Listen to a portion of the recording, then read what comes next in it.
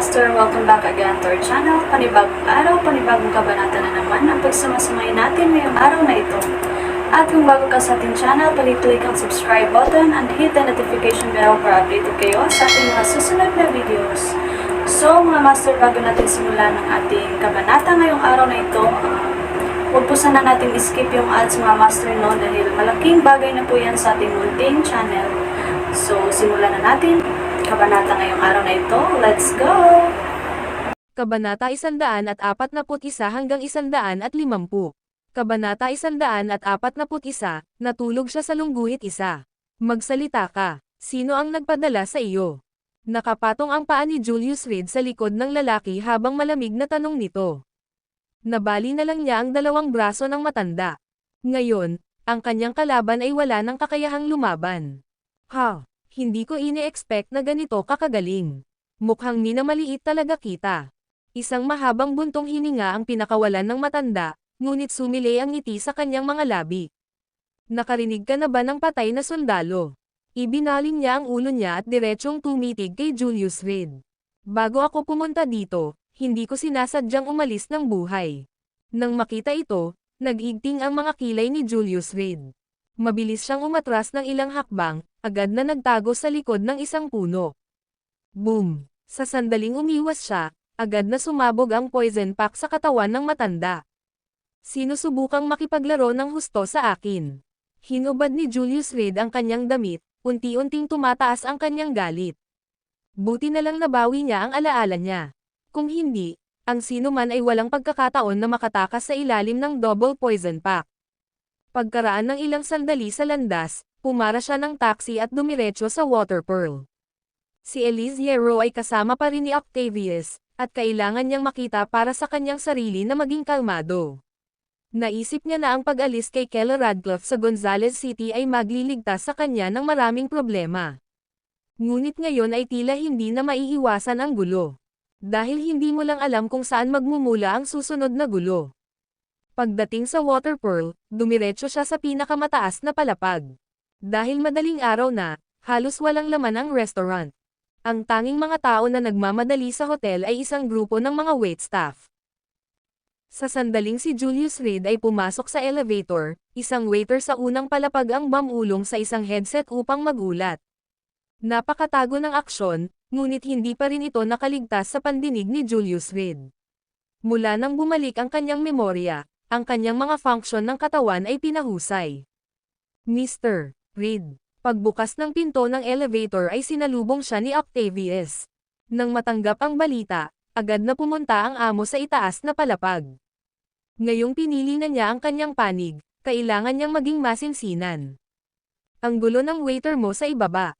Pagkasabi nito, tumalikod si Julius Reed at binuksan ang mga pinto sa pribadong silid.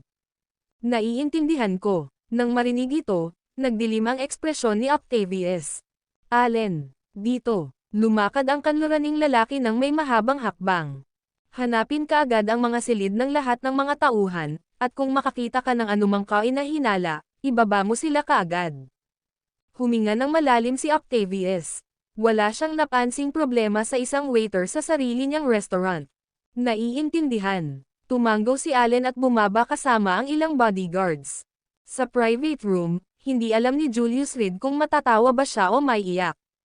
Walang ideya si Elise Hierro kung gaano siya nainom noong nakaraang gabi, buong amoy pa rin siya ng alak. Matapos malasing, humiga siya sa malambot na carpet at nakatulog ng mahimbing. Ang buhay ng mayayaman ay talagang bagay. Nang makita ito, hindi napigilan ni Julius Reed na mapabuntong hininga. Kapag tumuloy siya sa kinaroroonan ni Kela, madalas din siyang natutulog sa sahig. Normal lang iyon para sa isang manugang na nakatira sa bahay ng nobya. Kung tutuusin, ang pagkakaroon ng matutuluyan ay itinuturing na isang pagpapala, at siya ay nasisiyahan na hindi itapon. Noon, malamig ang sahig. Kung titingnan ang pribadong silid ngayon, ang plush carpet ay higit na nakahihigit sa mga higaan ng maraming tao.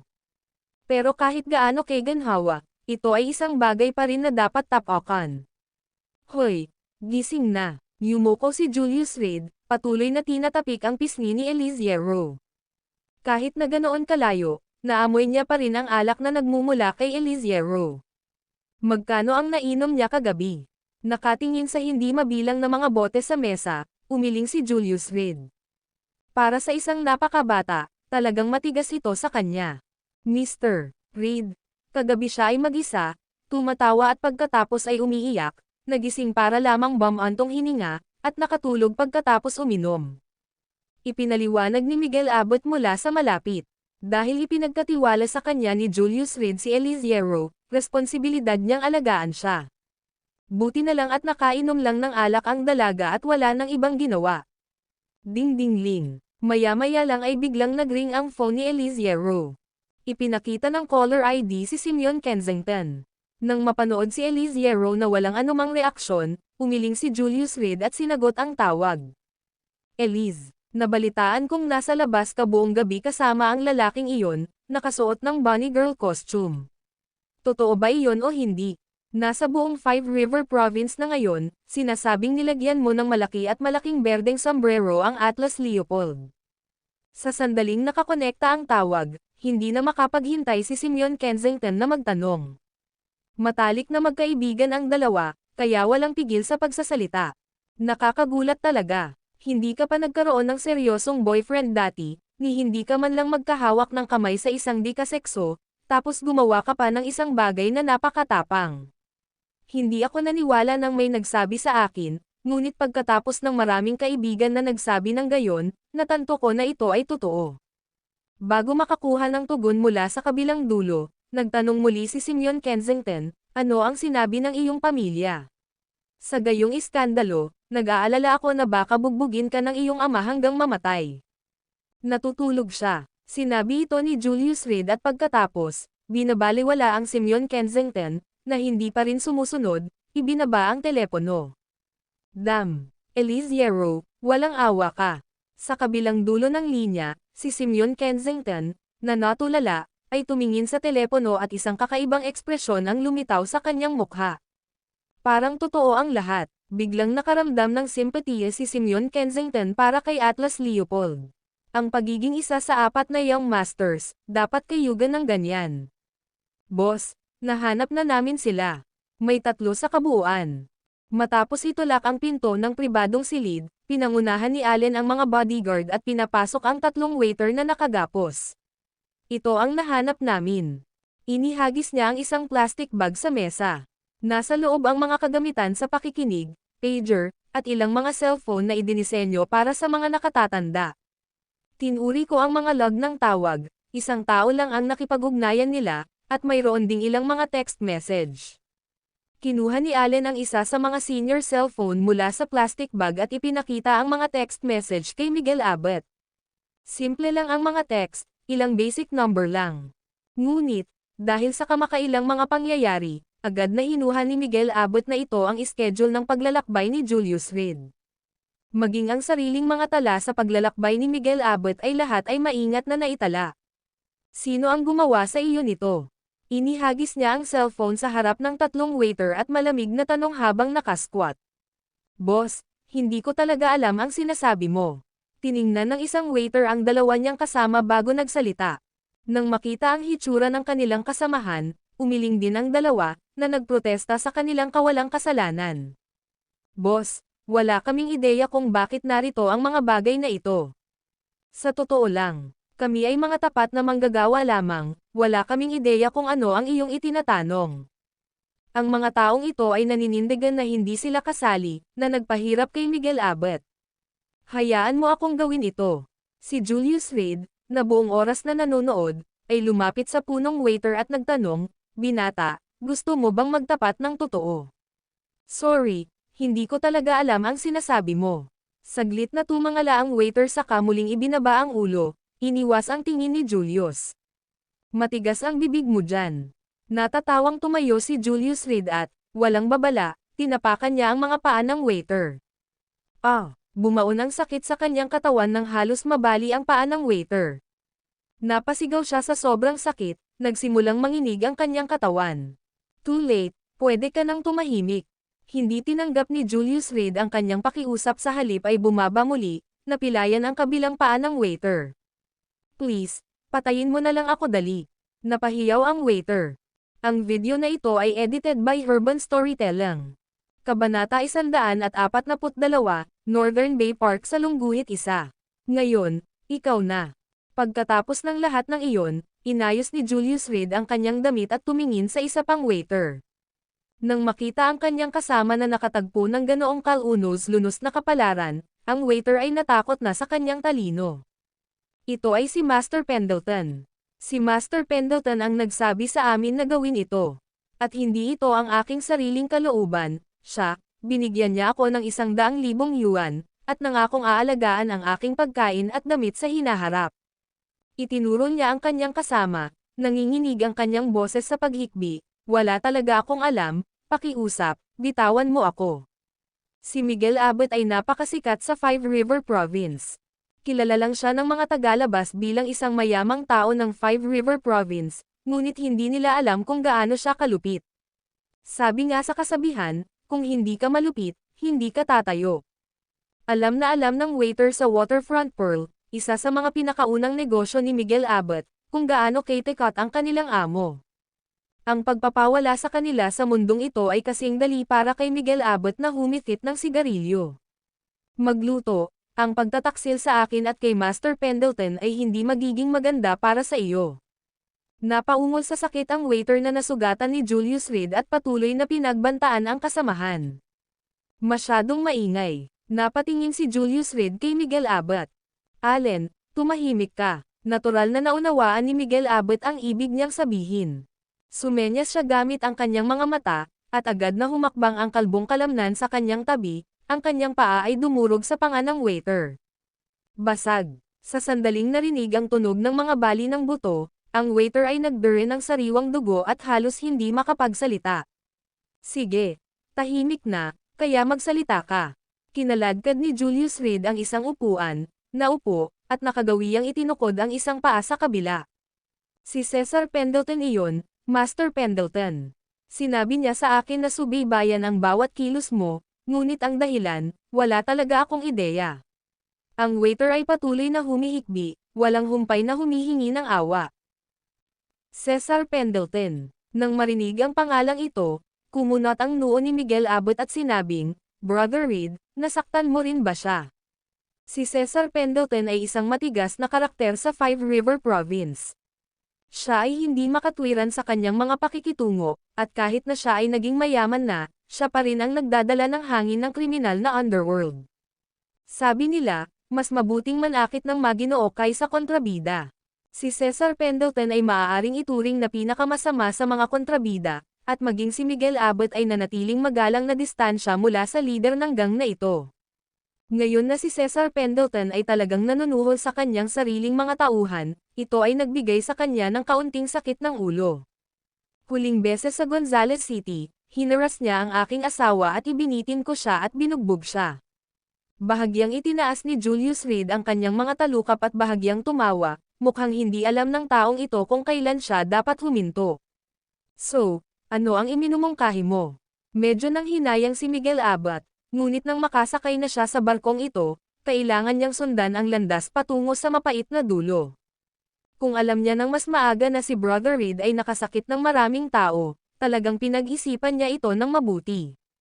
Isa itong malaking sugal. Sabihin kay Cesar Pendleton na pupunta ako sa Northern Bay Park sa loob ng kalahating oras. Nag-isip sandali si Julius Reed at inutusan ang waiter. Ito, luminggalinga ang mga mata ng waiter sa paligid, at mabilis niyang sinabi, makatiyak ka, hindi ako magbubunyag ng salita. Kahit na mahuli ako, hindi ako aamin. Inakala niyang sinusubok siya ng kabilang partido, kaya sabik niyang ipinakita ang kanyang katapatan. Matingkad sa kanyang isipan ang kapalaran ng kanyang kasama, at ayaw niyang magkamali. Ang pera ay madaling makuha, ngunit hindi kung walang buhay na gugulin ito. Kapag hindi mo ginawa ang sinabi ko, babuliin ko agad ang 2 paa mo. Itinuro ni Julius Reed ang mga binti ng waiter, napakalakas ng tono nito. Talaga, nagdadalawang isip ang waiter pero nagtanong pa rin. Sige na, sigaw ni Miguel Abot, hindi, gagawin ko, gagawin ko. Agad na natarante ang waiter, pinagdikit ang kanyang mga kamay sa panalangin, susunod ako, makikipagtulungan ako. Si Allen, Nakatayo sa malapit, kinuha ang isang cellphone sa isang plastic bag at iniabot sa waiter. Ako na ang tatawag ngayon.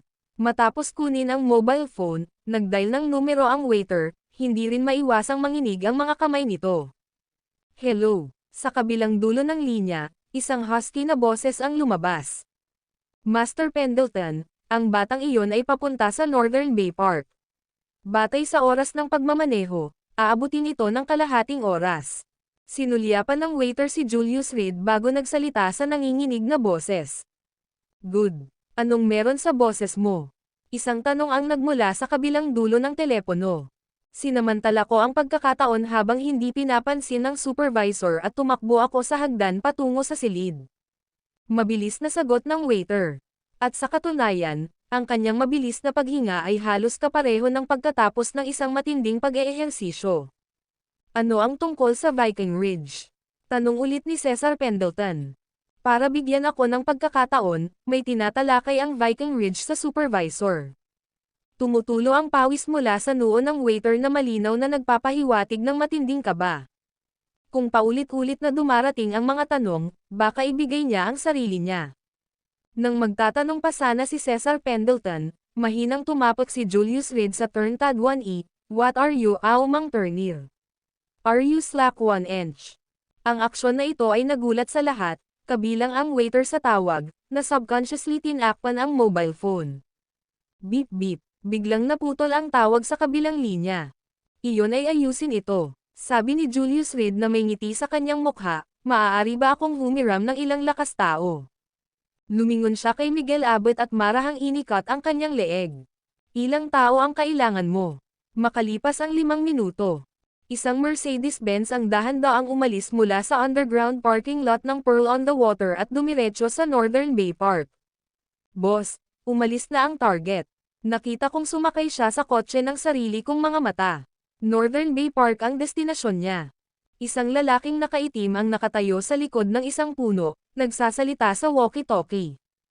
Kopyahin mo yan. Makalipas ang kalahating minuto, isang convoy ang dumaan sa kalsada, patungo sa parehong direksyon ng Northern Bay Park.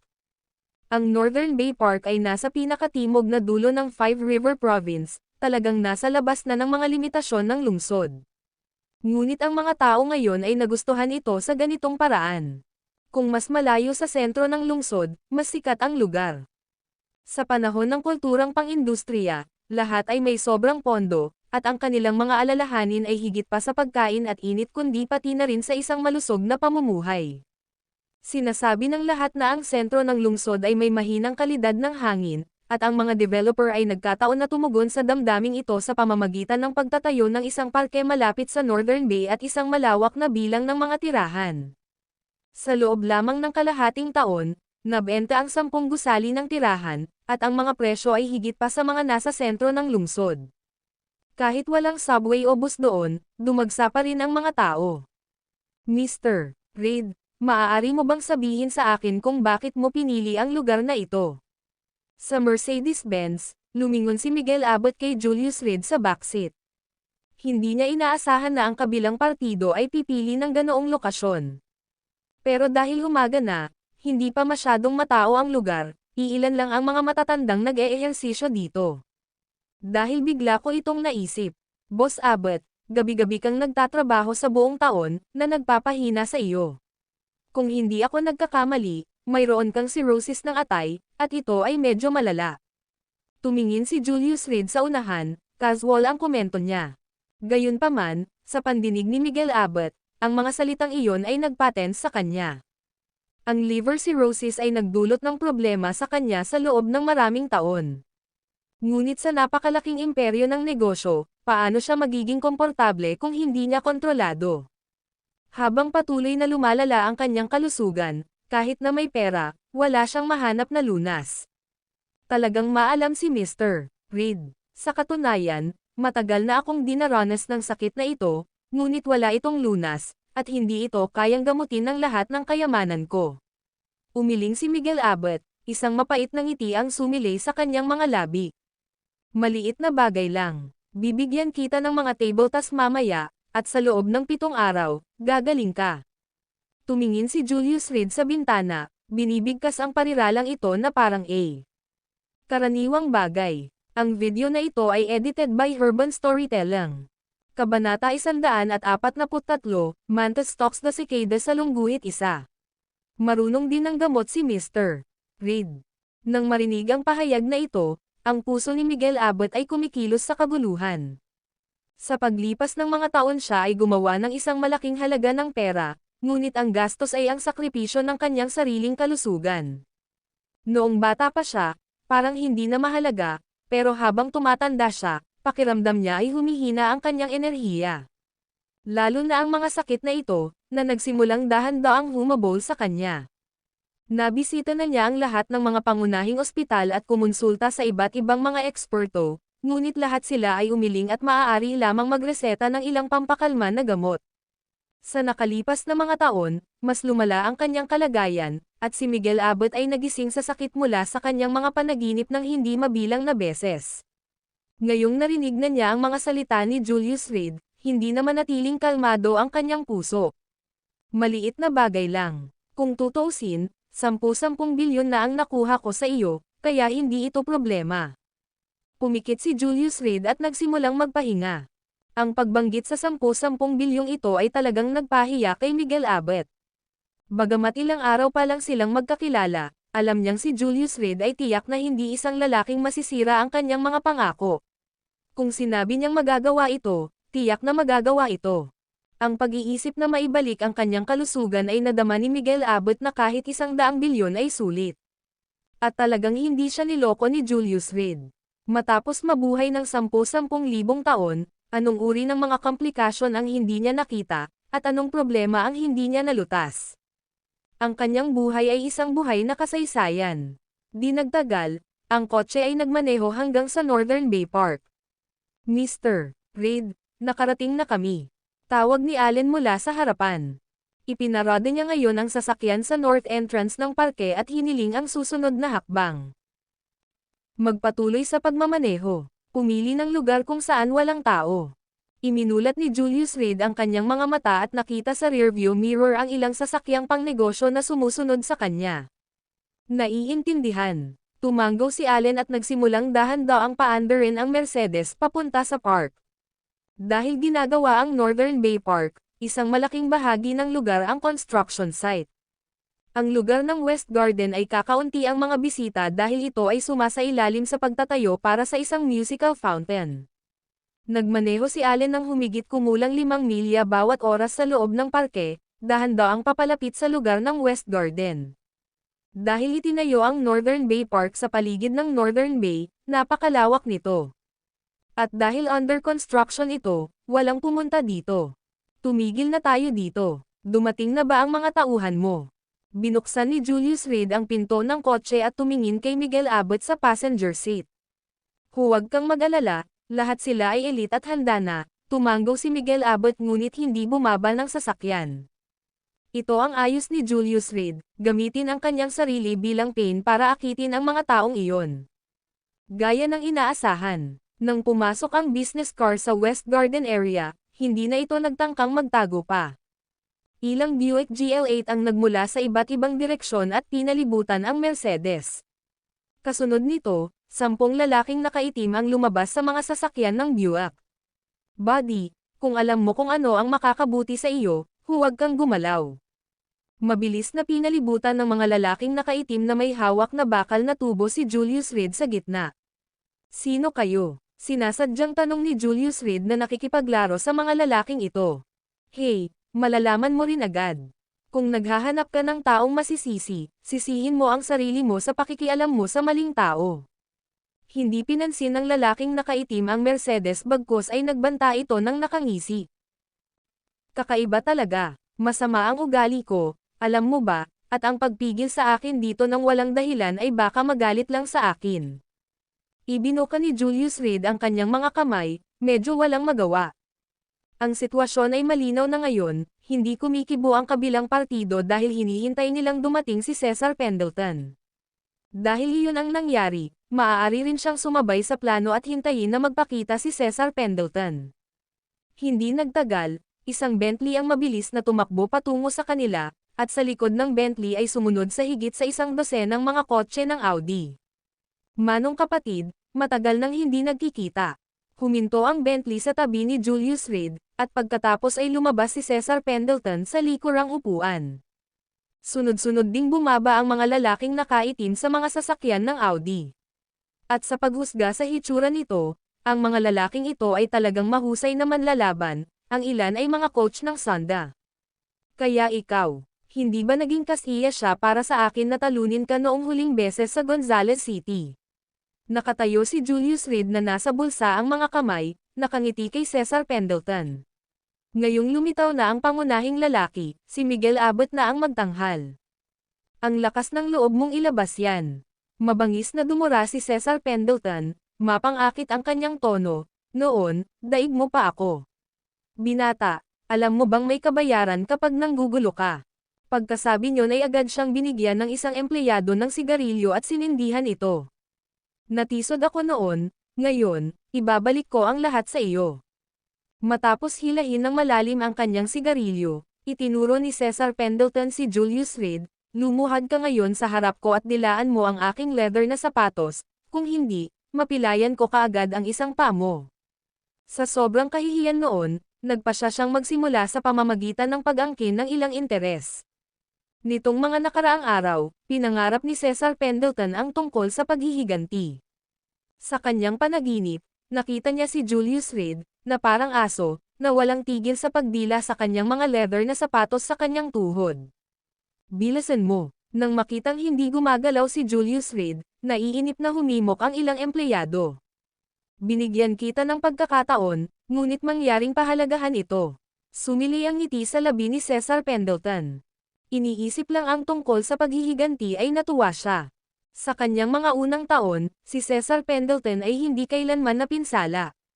Ngayon, sa pagiging isang malaking boss, siya ay natisod sa isang maliit na lugar. At pagkatapos, nang pumunta siya para humingi ng paliwanag mula sa Three Blade Group, binigyan pa rin siya ng malamig na balikat.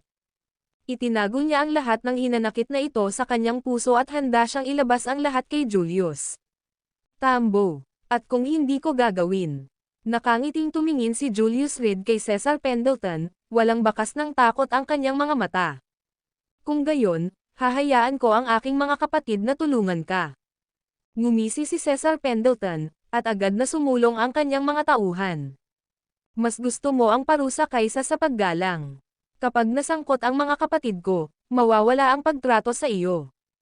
Nagbanta ang ilang empleyado. Naunawaan nilang lahat ang hangarin ni Cesar Pendleton, kung kaya't kusang dinilaan ni Julius Reed ang sapatos ay ang tunay na kagalakan. Kung kailangan nilang pilitin siya, mababawasan ng husto ang kilig. At kung hindi ko gagawin. Nakangiting tumingin si Julius Reed kay Cesar Pendleton, walang bakas ng takot ang kanyang mga mata.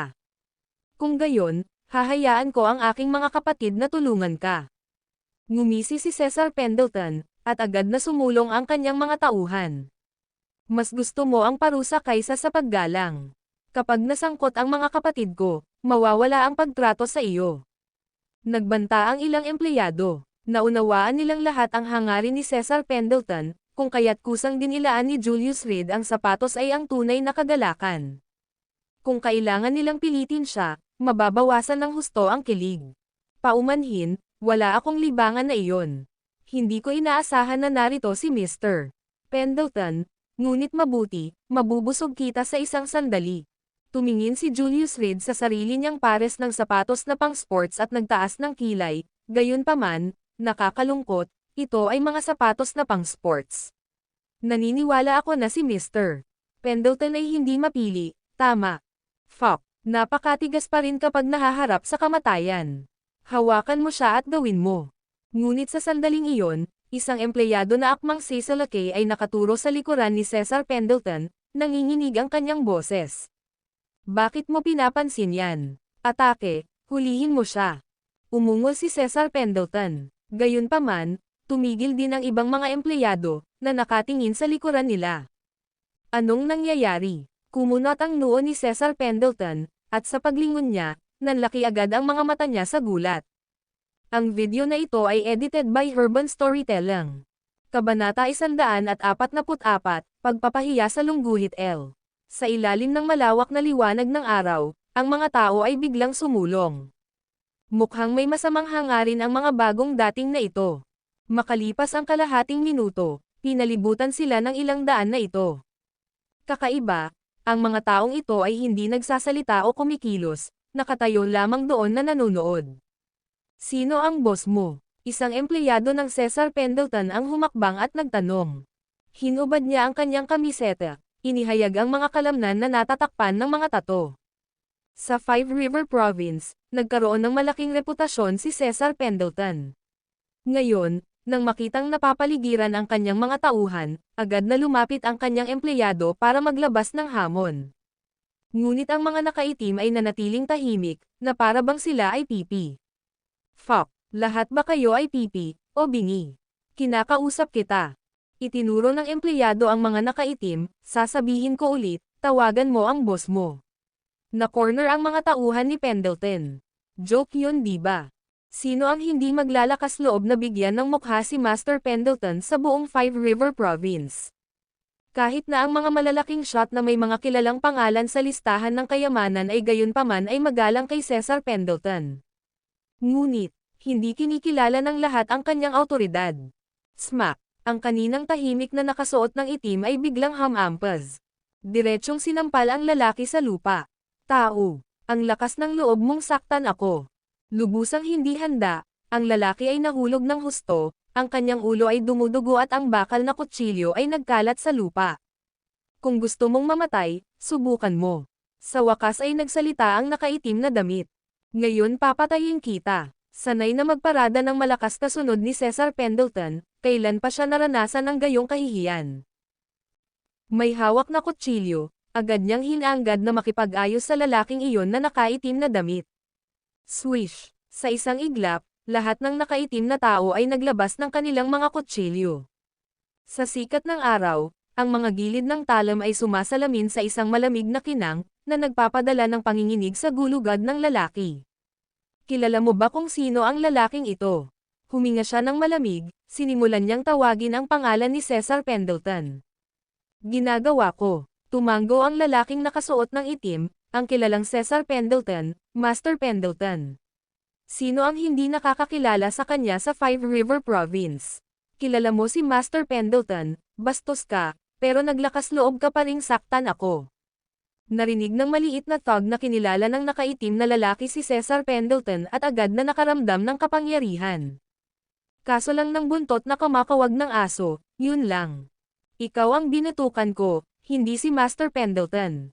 Bahagyang ngumiti ang taong nakasuot ng itim, at tinapik ng 2 beses ang mukha ng lalaki gamit ang likod ng kutsilyo. Ano ang halaga mo? Isang aso sa ilalim ng kamay ni Master Pendleton. Paumanhin, hindi ko pinapanood ang may-ari kapag binugbog ko ang isang aso. Ikaw ina. Bago pa siya makatapos ay sinipa siya sa dibdib ng taong nakaitim na damit. Mag-ingat ka sa bibig mo. Isang malamig na sulyap ang ibinigay sa kanya ng lalaking nakasuot ng itim, na agad siyang pinatahimik. Anak, ang lakas ng loob mong hampasin ang aso ko, Cesar Pendleton. Nang makitang binubuli ang kanyang empleyado, galit na galit si Cesar Pendleton. Dahil nakilala mo ako, dapat mong malaman ang mga kahihinatnan ng galit sa akin. Ang pangungupahan ng isang lalaki ay nagbibigay ng mahabang anino. Ang Cesar Pendleton sa Five River Province ay kumakatawan sa kalamidad. Ang galit sa kanya ay nangangahulugan ng katiyakan ng kasawian. Paumanhin, karapat-dapat talaga siyang bugbugin. Bahagyang ngumiti ang taong nakasuot ng itim, walang takot ang kanyang mga mata. Sino ka ba? Tumigil ka sa paglalaro sa akin. Sumimangot ng malalim si Cesar Pendleton, na sinenyasan ang kanyang mga nasasakupan na tumawag ng reinforcements. Boss, ang taong nakaitim na damit ay lumingon at malalim na yumuko patungo sa silhouette ni Julius Reed. Ito, nang makita ang eksenang ito, hindi lang si Cesar Pendleton, kundi pati ang mga empleyado sa likod niya ay natulala. Lahat ng mga taong ito ay mga empleyado ni Julius Reed. Anong uri ng tao ito? Sinabi niya sa akin na dilaan ang kanyang bota, ito ay nagiging kawili-wili. Lumingon si Julius Reed, nakangiti kay Cesar Pendleton. Sigurado, Ang dakilang Pendleton ay hindi sa ganoong uri ng bagay. Cut the crap. Sino ka ba? Hindi naniwala si Cesar Pendleton sa sinabi ng lalaki sa sinabi ni Black. Ang background ni Julius Reed ay masusing inimbestigahan niya. Ang lalaki ay walang iba kundi isang walang kwentang manugang. Upang makaranas ng gayong kahihiyan sa loob ng pamilya Radcliffe, maaari ba siyang maging isang malaking shot? Tumigil sa pagbibiro, sino ang may kakayahang maging live-in-in-law? Sinabi ko sa iyo, at hindi ka naniniwala. Umiling si Julius Reed, kung ano ang gusto niyang malaman ni Cesar Pendleton, malalaman ni Pendleton. Kung ayaw niyang malaman niya, walang malalaman si Pendleton. Bukod sa labis na paggalang na ipinakita sa kanya ni Bridger Davenport, si Cesar Pendleton ay walang ideya tungkol sa anumang iba pang balita. Ang lahat ng katalinuhan na mayroon siya ay eksaktong nais ni Julius Reed na makita niya. Uutusan siyang lumuhad sa lupa at dilaan ang sarili niyang sapatos. Nakangiting sabi ni Julius Reed, agad naman silang pinalibutan ng mga lalaking nakaitim. Anong ginagawa mo? Tumigil ka. Ayaw mo na bang mabuhay? Nang makitang kumikilos ang kabilang panig, agad na sumugod ang mga empleyado ni Cesar Pendleton. Sa pinakamabangis nilang panaginip, hindi nila akalain na may maglalakas loob na atakihin si Cesar Pendleton sa Five River Province. At sa sandaling kumilos sila, ito ay isang malaking hakbang. Kung may lumabas na balita na napilitan si Cesar Pendleton na dilaan ang sapatos, paano pa kaya ang mukha niyang may hahalos sa Five River Province? Ang pagkikita ng mga kakilala ay baka mapahiya lang siya. Lumayo ka. Kung sino man ang hamarang, pumatay ng walang awa. Inilabas ng mga lalaking nakaitim ang kanilang mga bakal na kutsilyo, itinuro pasulong at nagutos, atake. Ang mga humahadlang ay mamamatay. Atake. Sa mataas na sigaw, dala ang aura ng mabangis na resolusyon. Huwag kang magulo. Napasinghap ng mariin ang mga empleyado ni Cesar Pendleton, nanginginig ang kanilang mga anit.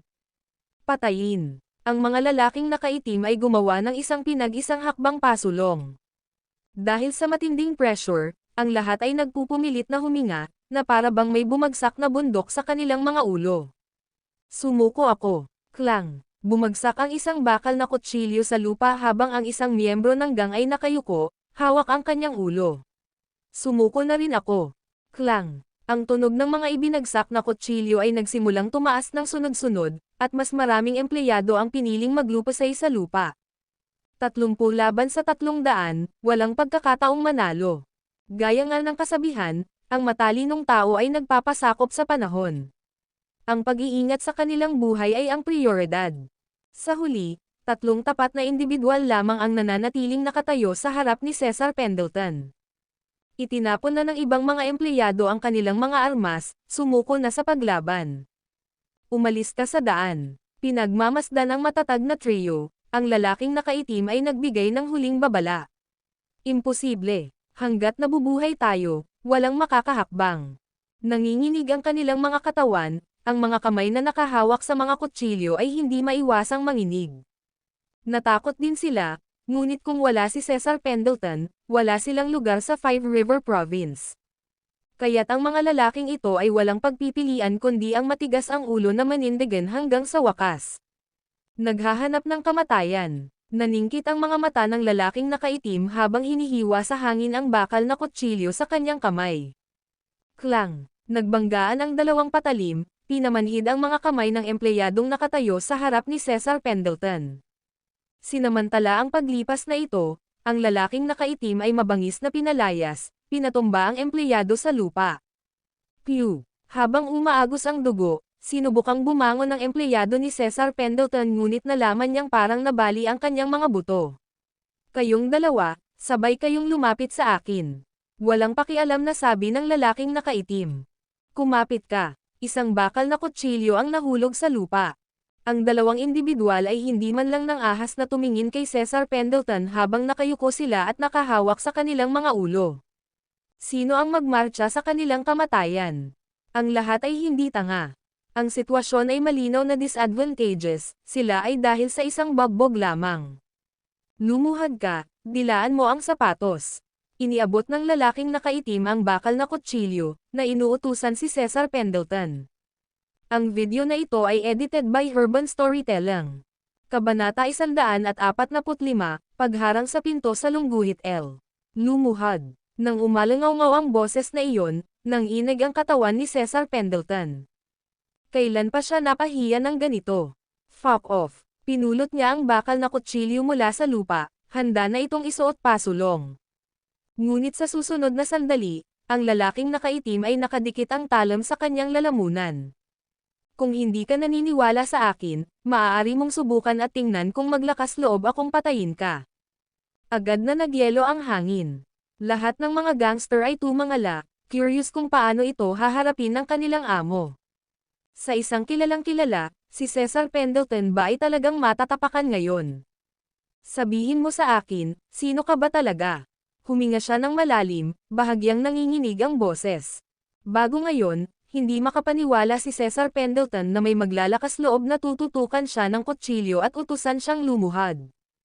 Kung talagang may nagsabi niyan, tatawanan niya ito, sa pag-aakalang baliw ang taong iyon, at saka casual na utusan ang mga tauhan niya na baliin ang mga binti ng loko. Pero ngayon, nagsimula na siyang maniwala. Dahil may isang tao sa Five River Province na talagang naglakas loob na tutukan siya ng kutsilyo. Sabihin mo sa akin, sino ka? Umungol na naman siya. Sa tono niya, may hinanakit, galit, at kawalan ng magawa. Higit pa riyan, isang pahiwatig ng pagkawasak. Boss. Lumingon ang lalaking nakaitim, nakatingin kay Julius Reed. Make a move, hindi maalala ni Big Cesar, gawin mong memorable lesson para sa kanya. Tumalikod si Julius Reed, hindi man lang tumitingin dito. No offense. Bahagyang kumunot ang noo ng lalaking nakaitim at diretsyong diniin ang ulo ni Cesar Pendleton. Pumalakpak. Isang malaking manlalaro ng Five River Province ang pinilit niyang lumuhad sa lupa. Ikaw. Duguan ang mga mata ni Cesar Pendleton. Sinubukan niyang magpumiglas sa kanyang mga paa ngunit natagpuan ang isang napakalaking puwersa sa kanyang ulo, na naging dahilan upang siya ay hindi makagalaw. Dilaan mo ang sapatos. Malamig na sabi ng lalaking nakaitim. Hey, may limitasyon kung hanggang saan mo kayang itulak ang mga tao. Habang nagsasalita siya, hinugot ni Cesar Pendleton ang isang dart mula sa kanyang baywang, itinutok ito sa lalaking nakaitim. Kahit gaano kakabilis, kaya mo bang malampasan ang dart ko? Biglang-bigla ang buong eksena kaya natigilan ang lahat. Kasama ang lalaking nakaitim, walang sino mang umasa na si Cesar Pendleton ay gagawa ng ganoong hakbang. Sumili ang desperasyon sa mga mata ng lalaking nakaitim. Sa ganoong kalayuan, walang paraan na makaiwas siya sa oras. Matapos patayin ang lalaking nakaitim, ang kanyang dart ay target si Julius Reed, na nagtatapos sa kanyang buhay. Swoosh! Sa paglipas ng panahon, isang playing card ang bumaril, na tumama sa kamay ni Cesar Pendleton. Ag! Sabayan ng hiyawan, naputol ang hinlalaki ni Cesar Pendleton. Ang dagwang hinlalaki na iyon, kasama ang dart, ay nahulog sa lupa. Ang lalaking nakaitim, gumaling, sinipa ito at pagkatapos ay marahas na hinampas ang likod ni Cesar Pendleton gamit ang likod ng kanyang kutsilyo. Ikaw na maruming nilalang, maglakas loob na banta sa akin. Hinawakan niya ang ulo ni Cesar Pendleton at ibinagsak ang mukha sa sapatos. Gulat na gulat pa rin si Cesar Pendleton. Paano ito nahulog? Paano naputol ang daliri niya? Ngunit sa susunod na sandali, naramdaman na lamang niya ang init sa kanyang ulo, habang nagsimulang umagos ang dugo. Cesar Pendleton, bakit kailangan mo akong kalabanan? Umiling si Julius Reed at sinabing, sa unang pagkakataon na hinaras mo ang asawa ko, maswerte kang nakaligtas, pero ngayon, nililigawan mo talaga si kamatayan. Sino ka? Something it. Hindi ito maaaring mangyari. Lahat ay imposible. Si Cesar Pendleton ay umungal sa galit. Lahat ng nangyari ngayon ay bumagsak sa kanyang pangunawa sa mundo. Palibhas sa mismong amo ng probinsya, nakaluhod siya sa lupa at nagdila ng sapatos, habang ang baril ay hindi maipaliwanag na natanggal sa kanyang mga kamay. Hindi ko ito tatanggapin. Bago pa niya matapos ang pagsigaw, yumuko ang lalaking nakaitim at muling idiniin ang ulo sa leather na sapatos. Bugbugin mo siya at habarin, ihagis mo sa entrance ng park. Huling tingin ni Julius Reed kay Cesar Pendleton at sumakay sa Mercedes. Mr. Reed, pinababayaan mo na lang siya ng ganoon. Nadama ni Miguel Abot na hindi ito sapat na kasiya siya. Sa ibang araw, pareho silang mga high-class na amo, ngunit ngayon ay nakaupo na siya sa loob ng kotse, pinagmamasdan ang dating palalong si Cesar Pendleton na lumuhad at humingi ng awa mula sa labas ng bintana. Ito ay ang tunay na kabalintunaan. Napaisip pa nga si Miguel Abot, paano kung sa umpisa pa lang, hindi niya nagawa ang ganitong matalinong desisyon pero pinili niyang makipag-head-to-head kay Julius Reed. Siya kaya ang naging kasalukuyang Cesar Pendleton. Ang sagot ay halata, minsan, mas masakit ang mabuhay kaysa mamatay. Pumikit si Julius Reed at sinabing, bumalik tayo at harapin ang problema ng Yarrow family. Oo, bumabalik. Tumanggaw si Miguel Abot at sinenyasan ang driver na tumalikod sa dinadaanan nila. Makalipas ang 10 minuto, muling nagpakita ang dalawa sa Crystal Water Mansion. Bago sila makapasok sa gusali, nakita nila si Simeon Kensington na balisang tumingin sa paligid sa pasukan.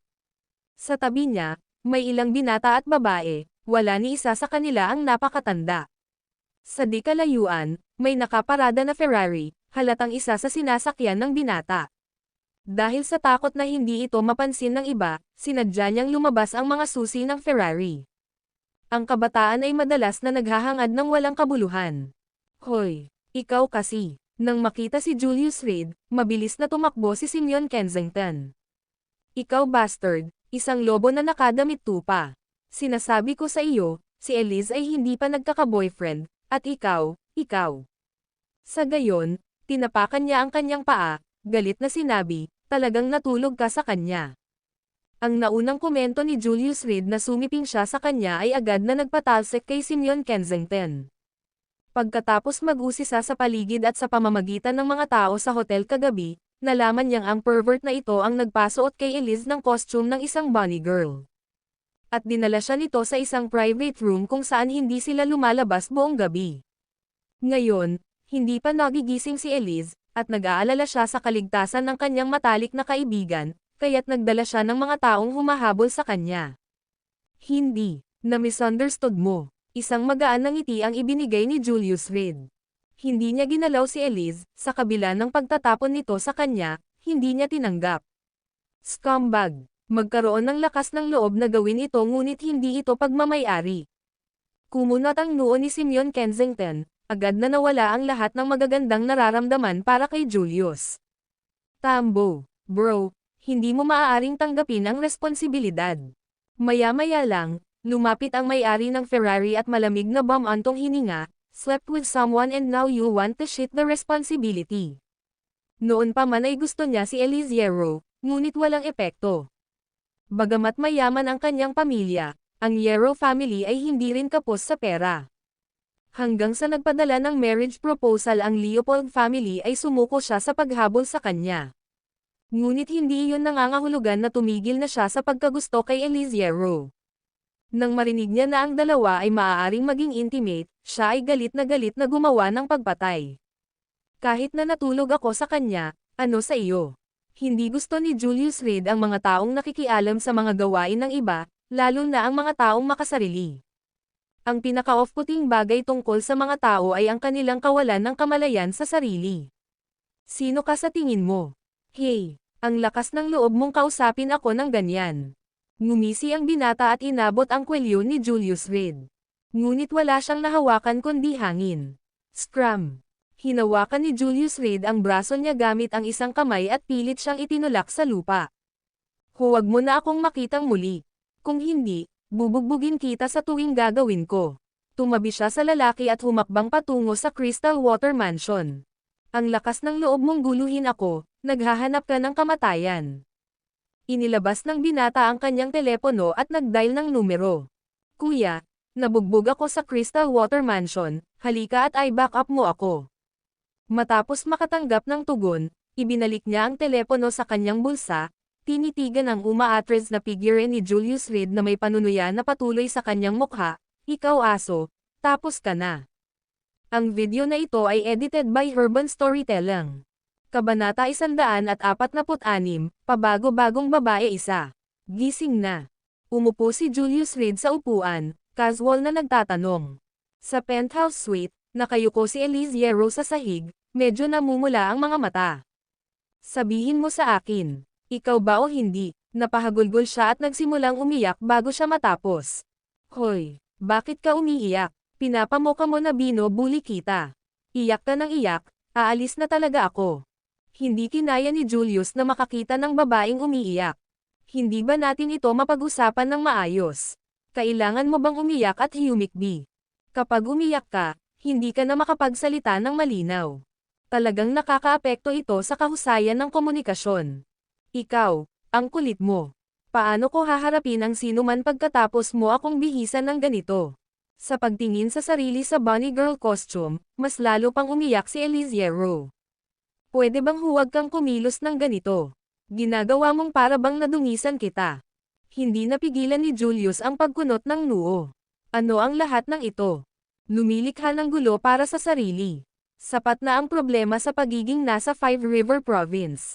Sino ang nakakaalam kung gaano karaming mga pares ng mga mata ang nanunood ng lihim, at ngayon ay may karagdagang pasanin. Ang mga babae, talaga, lahat ng problema. Maliban kay Kella Radcliffe. Ikaw, isa ka talagang hamak. Ayos. Ituturing ko na lang itong parang kagat ng aso, sinong hindi pa nakakaranas ng haltak. Nagpigil si Eliziero, ngunit sa huli, hindi niya napigilan at napaluha sa isang malakas na, "Wah! Kung ayaw mong managot, bakit mo ako hinawakan?" Siya nadama masyadong mali, hindi pa siya nakipagrelasyon, at ngayon naging malabo na ang lahat. Sa pag-iisip tungkol dito, lalo siyang napaiyak. Habang nakikinig siya, mas naramdaman ni Julius na may mali. Anong nangyayari dito? Wala siyang ginawa, pero talagang iniligtas siya mula sa empleyado ng Atlas Leopold, at ngayon bigla na lang siyang masamang tao. Liwanagin mo ang iyong mga salita. Puno ng itim na linya ang mukha niya. Oh my gosh, nakabihis ako bilang isang bunny girl, at ikaw. Sa puntong ito, tila may naalala si Eliziero. Napakamot siya sa ulo, nang magsimulang bumalik ang alaala niya. Pagkaalis ni Julius kagabi, nalasing siya hanggang sa malapit ng mamatay. Kapag ang mga tao ay umiinom ng labis, sila ay may posibilidad na maging makakalimutin. Ngayon lang niya napagtanto, siya ang nagsuot ng bunny girl costume, at hindi lang siya ginugulo ni Julius, niligtas pa siya. Ikaw, ganito ang suot ko, at wala kang iniisip. Ang wave ng mga babae ay nag-iisip, hindi kailanman maarak ng mga lalaki. Itinuring ni Eliziero ang kanyang sarili na medyo maganda, at higit pa doon, siya ay nakadamit ng napaka-seductive. Kahit sino pang lalaki ay malamang na sinamantala ang sitwasyon dahil sa kanyang pagkalasing. Ikaw ba ang may sakit? Pinagmasdan niya ito mula ulo hanggang paa, isang matapang na ideya ang nabuo sa kanyang isipan. Ikaw ang may sakit, bilasan mo at bumalik ka. Wala akong oras makipagkulitan sa iyo ngayon. Hinawakan ni Julius ang kamay niya, hinayla si Eliziero mula sa suite, at papasok sa elevator, pinindot ang button para sa ground floor. Hoy, bakit ang bastos mo? Medyo hindi nasisiyahan si Eliziero. Ito ang unang pagkakataon na tretuhin siya ng ganoon kabastos ng sinuman. Kung hindi kita maialis dito sa lalong madaling panahon, natatakot ako na makaalis ako sa iyo. Inis na inis talaga si Julius. Ding! Nang tumunog ang tunog, nakarating ang elevator sa ground floor. Ang iyong mga kaibigan ay naghihintay sa pintuan upang sunduin ka. Kapag nakabalik ka, manatili ka, haharapin ko ang mga pamilyang Yero at Leopold. Huwag mo na akong guluhin pa. Binigyan niya ng huling babala si Eliziero at itinulak siya palabas ng Water Pearl Building. Eliz! Natigilan ang mga kasamang matagal nang naghihintay sa pasukan nang makitang sumulpot si Eliziero. Malawak na liwanag ng araw. Anong ligaw na gabi ang mayroon sila. Si Eliziero, sa kanyang bunny girl outfit, ay gamulong-gulong pa sa lupa na lasing, mukhang gulong-gulo na parang may humawak sa kanya. Ilang taon na nilang kilala si Eliziero ngunit hindi pa nila nakitang ganito kahirap ang kanyang party. Sampal. Ang mga susi ay nahulog mula sa mga kamay ng may-ari ng Ferrari, na ganap na nasira. Ang Diyos ang matagal na niyang inaasam ay nadungisan sa isang hotel, at sa ganoong paraan. Hindi niya matanggap, hindi niya talaga matanggap. Hinabol niya si Eliziero sa loob ng napakaraming taon, ngunit hindi niya inasahan ang katapusan na ganito. Eliz, okay ka lang. Pinipigilan ang matinding sakit sa kanyang puso, pinilit niyang ngumiti. Magaling ako. Natagpuan siya ni Elizero partikular na hindi kaaya-aya, natural na hindi nagpapakita sa kanya ng anumang kabaitan.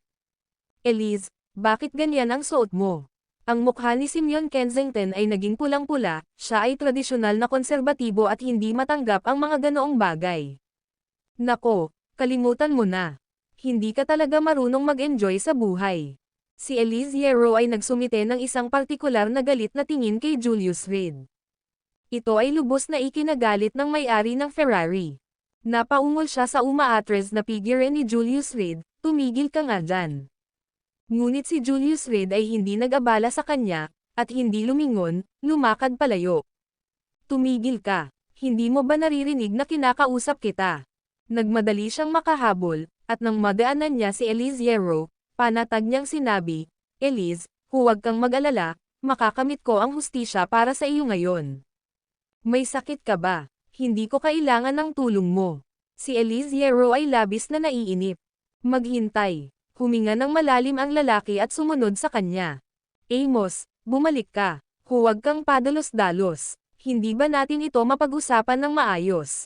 Sinubukan ni Simeon Kensington na tawagan siya pabalik, ngunit ang isip ni Amos Davenport ay nabuo, at mabilis siyang nahuli.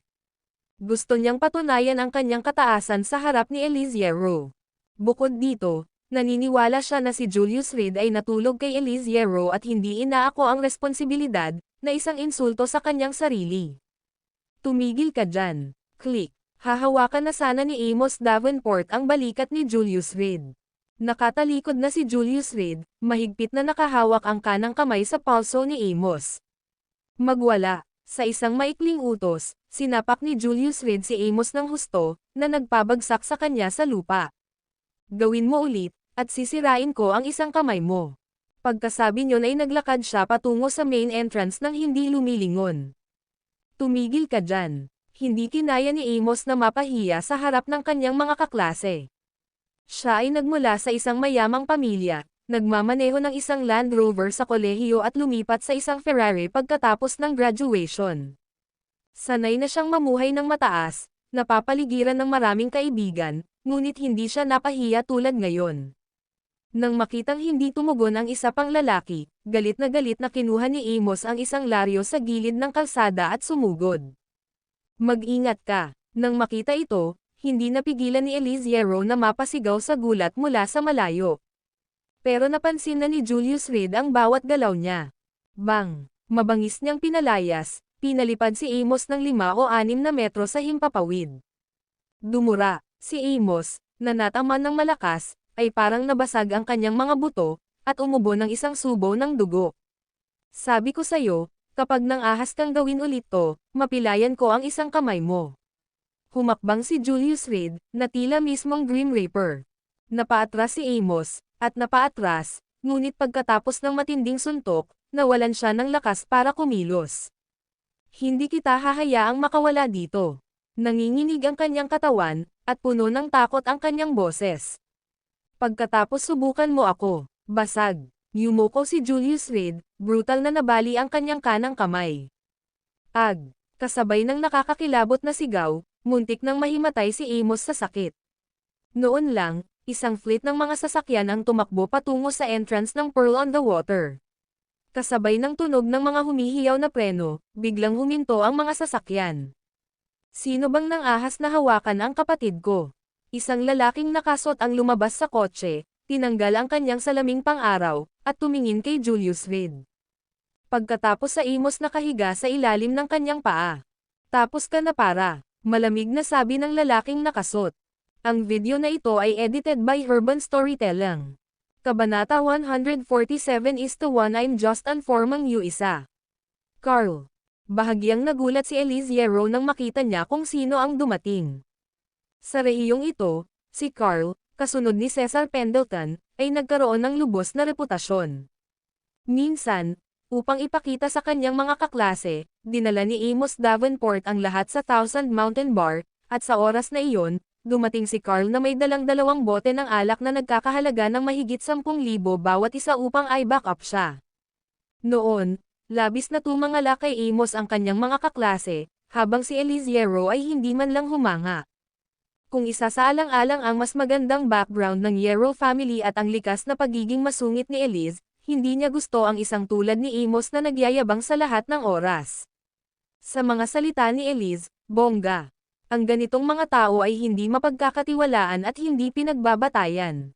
Tungkol kay Carl, nagkaroon ng kaunting usapan tungkol sa kanya sa paglipas ng mga taon, una dahil mas lumaki ang negosyo ni Cesar Pendleton na may mga ambisyong isawsaw ang kanyang mga daliri sa buong entertainment scene, at pangalawa dahil si Carl ay gumawa ng pangalan para sa kanyang sarili. Kaibigan mo ba si Amos Davenport? Nang makita ni Carl ang grupo ay hindi napigil ang sumimangot. Noon lang niya nakilala na ang nakasuot ng bunny girl ay si Elise Yarrow. Dahil nagustuhan siya ni Amos, minsan na niya itong ipinakilala kay Carl ng hiwalay. Ngunit pagdating sa usapin ng puso, ang pamimilit ay walang saysay. Kahit na sa taos-pusong pagmamahal ni Amos, talagang hindi interesado si Elise. Sa paglipas ng panahon, medyo naging pamilyar na rin si Carl kay Elise. Lalo na hindi komportable si Carl nang makita siyang nakabihis na ngayon bilang isang kuneho. Hinahabol ka ng sarili mong kapatid at nandito ka nakikipaglokohan sa iba. At sa hitsura nito, naranasan na ni Amos ang isang malaking kawalan. Walang hiya, naglabas siya ng isang salita at humakbang patungo sa entrance ng hotel. Kuya, iligtas mo ako. Nang makita si Carl, tumingin si Amos sa kanya na para bang siya ang kanyang tagapagligtas. Magpinsan sila ni Carl kaya natural alam niya kung ano ang itsura ng kapatid niya. Ngayong si Carl ay unti-unting gumaganda at ang kanyang reputasyon ay lumalago, si Amos ay natural na naliligo sa masasalamin na kaluwalhatian. Kilala mo ba kung sino siya? Itinuro ni Carl si Amos na nakahandusay sa lupa at matamang tinitigan si Julius Reed. Walang ideya. Umiling si Julius, walang ekspresyon. Kung gayon alam mo ba kung sino ako? Tinuro ni Carl ang sarili.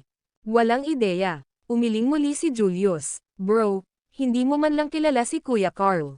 Sorry, hindi ko talaga siya kilala. Umiling si Julius.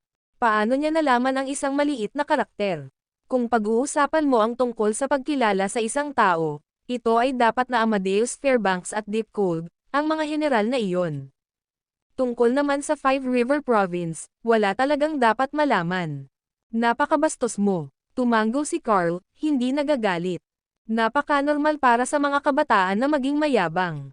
Sino ang hindi pa naruroon sa edad na iyon? Ngunit kailangan mong malaman kung sino ang pipiliin.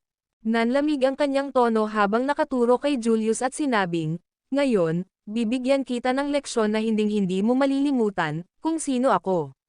Pagkatapos niyang magsalita, iminuwestro niya ang kanyang kamay, kunin mo siya. Hey, ako na ang bahala sa kanya. Lumapit ang isang tao, nabali ang kanyang leeg. Buddy, para walang makapagbintang sa akin na binubuli kita, isa kamay ko lang, okay. Punong-puno ng pangungutya ang mukha niya. Ang taong ito ay si Diane Leocadia, isang boksingero. Dati siyang lumalaban sa mga underground na laban at medyo sanay. Nang maglaon, dahil sa mababang kita, humingi siya ng patronage ni Carl. Si Diane Leocadia ay may kagustuhan, gusto niyang hayaan ang iba na gumawa ng unang hakbang kapag nakikipaglaban. At hanggat hindi masyadong malakas ang kalaban, pipiliin niyang lumaban ng nakatali ang isang kamay. Sa pagdurog sa oposisyon sa ganitong paraan, hindi lamang siya makakakuha ng reputasyon, ngunit masiyahan din ang kanyang sariling kawalang kabuluhan. Inaaway ka ng isang kamay, hindi mo pa rin kaya, masyado ka pang mahina. Ngunit bago pa siya magkaroon ng pagkakataong maghanda sa paghampas, biglang sinipa ni Julius Reed si Amos Davenport, pagkatapos ay inilunsad siya ng isa pang paa. Bang! Si Diane Leocadia ay nahuli at napalipad sa impact ng katawan ni Amos Davenport. Basag! Si Amos Davenport, pagkatapos ng lahat, ay tumimbang ng mahigit 100 libra, at ang bigat na ito na bumababa sa binti ni Diane Leocadia, ay direktang naging sanhi ng pagkabali nito. Naglalaro ka ng dirty. Kumunat ang noo ni Carl, at nagmula sa kanya ang balak na pumatay. Ngayon, bibigyan kita ng pagkakataon. Lumuhad ka sa harapan ko, at pangunahan ang iyong mga empleyado palabas na parang aso. Kung hindi, walang makakaalis habang nakatayo. Malamig na sabi ni Julius Reed. Ayaw niyang magdulot ng gulo, pero hindi niya inisip na turuan ng leksyon ang mga short-sighted na ito. Carl, kasalanan ito ng kapatid mo. Walang nagawa si Julius Reed, at si Amos. Sinundan siya ni Davenport para magsimula ng away. Nabugbog siya, tapos ngayon, nang-aapi ka ng mga tao. Mabilis na tumakbo si Eliziero, sinisigawan si Carl. Malinaw na si Amos Davenport ang mali, ngunit ngayon ay tila si Julius Reed ang may kasalanan. Wala itong kinalaman sa iyo, umalis ka. Si Carl, na may masamang impresyon kay Eliziero, ay lalong nagkunot ng kanyang mga kilay. Ang Yarrow family ay hindi isang menor de edad na pamilya, nagkaroon sila ng ilang impluwensya sa Five River Province. Kung si Carl ang matandang iyon, baka nakaramdam siya ng kaba. Ngunit ngayon, na nakasakay sa barko ni Cesar Pendleton, ang kanyang katayuan ay tumataas sa tugatog nito. Kaya ngayon, hindi mahalaga kung si Elise Yarrow o ang family head ng Yarrow family, hindi siya makaramdam ng takot. Wala ka talagang saysay. Matutulog ako sa gusto kong makasama. Ano ang kinalaman nito sa kapatid mo? Ang mga katulad niya ay mababait lang ang buhay, nakikiuso sa negosyo ng iba, karapat-dapat silang bugbugin. Si Elise Yarrow, puno ng galit, ay nagsimulang sumigaw ng malakas. Palibhas ay pinapahalagahan mula sa isang murang edad, palagi niyang pinanghahawakan ang mapagpakumbaba na saloobin sa lahat. Sampal. Si Carl ay nagpadala ng isang sampal sa kanyang mukha at itinuro si Elise Yarrow, na nagtanong, sino ang tinatawag mong mababang buhay? Ikaw ang napakababang buhay. Nakadamit tulad ng isang multo, talagang kinakaladkad mo ang pangalan ng Yarrow family sa putik. Nabugbog na si Amos Davenport, at ngayong sinabi ito ni Elise Yarrow, lalo siyang nagalit. Ikaw, you dare hit me. Nagulat si Elise Yarrow. Hindi niya akalain na si Carl ay maglalakas loob na saktan ang isang tao. Ha, maniwala ka man o hindi, sasampalin kita ulit. Pagkasabi nun, nagtaas ng kamay si Carl, ready to send down another slap. Si Elise Yarrow, natakot, ay napaatras at napapikit ng mariin. Ngunit ang inaasahang sakit ay hindi dumating. Nang imulat niya ang kanyang mga mata, natuklasan niya na si Julius Reed ay nagpakita sa kanya sa isang punto. At inabot niya ang isang kamay, direktang hamarang kay Carl. Tama bang manakit ng babae? Nakangiting tanong ni Julius Reed. Ha, I do things my way, it's not your place to interfere. Ngayon, mas mabuting isipin mo kung paano mo lulutasin ang sarili mong mga problema. Malamig na nguya si Carl, pilit na inaalis ang kanang kamay. Ngunit ang kanyang kamay ay mahigpit na nakakapit na parang isang bisyo, hindi makagalaw man lang. Walang kwenta ang kamay na tumatama sa mga babae. Humingi ka ng paumanhin sa kanya ngayon, at baka hayaan kitang panatilihin ang isang kamay mo, kung hindi, habang buhay kang pailay. Nagsalita si Julius Reed nang may lamig sa kanyang boses na nagdulot ng panginginig sa kanyang gulugad. Pinagbabantaan mo ako. Halatang hindi naniniwala si Carl. Ito ay Five River Province, ano ang magagawa ng walang katulad niya laban kay Carl? Hindi. Ipinapalon ko lang sa iyo. Bahagyang pumulupot ang mga labi ni Julius Reed, at ang kanang kamay ay biglang pumihit pababa. Ang video na ito ay edited by Urban Storytelling. Kabanata 148, Sino si Brother Davenport? Isa. Basag. Sa isang kisap mata, si Julius Reed ay sumugod na sa bilis ng isang palaso at mabilis na naputol ang isang braso ni Carl. Sa sandaling umalangaw-ngaw ang tunog ng pagkabali ng buto ay napagtanto ni Carl na nabali ang kanyang braso. Sa isang iglap, patuloy na damaloy ang matinding sakit na naging sanhi ng hindi makontrol na pagkumbulsyon ng kanyang buong katawan. Ngunit dahil kilalang masasamang tao, napakagatlabi pa rin si Carl at tiniis ang paghihirap. Naglabasan ang mga ugat sa kanyang noo habang walang tigil ang pagtulo ng malamig na pawis. Humingi ng tawad sa kanya. Walang pakialam na tumingin sa kanya si Julius Reed, muling humigpit ang pagkakahawak nito. Ha, imposible. Kahit ako. Hindi akalain ni Carl na kapag nakikihalubilo siya sa buhay na ito hanggang ngayon, makikita niya ang kanyang sarili na pinagbabantaan ng isang tao. Ngunit ang masakit na sakit ay nagpapaalala sa kanya sa bawat sandali na ang lahat ng ito ay totoo. Kung patuloy siyang lalaban, malamang na masira ang buong braso niya. Bigyan mo ako. Basag. Pumikit si Julius Reed gamit ang isang kamay, Ang kanang paa ay nakatapak sa ulo ni Carl. Tawagan mo ang mga tauhan mo.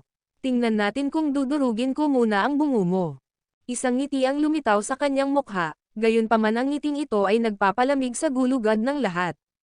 Nag-alinlangan ang lahat, at walang nang ahas na humakbang pasulong. Ang kanilang sariling amo ay nasa kamay ng iba, sila ba ay nabaliw? Atake. Kahit mamatay ako, isasama ko siya. Napadiin ang mukha ni Carl sa lupa, ngunit umungol pa rin siya ng malakas. Ngayon siya ay tunay na galit na hindi masukat. Mula nang sundan niya si Cesar Pendleton, hindi na siya naranasan ng ganitong kahihiyan. Ngayong may katayuan na siya, matapakan sa harap ng sarili niyang mga empleyado. Saan niya kaya ilalagay ang mukha niya? Ang sakit ay hindi matiis. Sa lansangan, mas mahalaga ang mukha kaysa buhay.